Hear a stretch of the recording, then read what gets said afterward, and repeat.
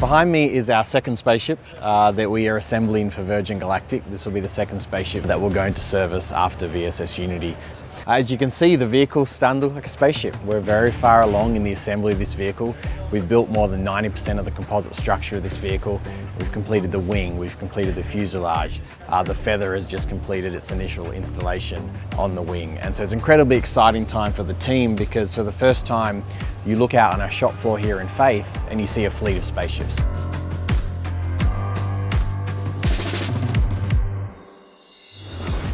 Weight on Wheels is an important milestone because it gets us closer to having an operational fleet of spaceships. This is a critical milestone in the build of any airplane or any spaceship because it signifies major structural assembly is complete. It allows us to tie together all the systems across the vehicle, to move the vehicle around the hangar for the first time, and start to prepare the vehicle for its ground testing program.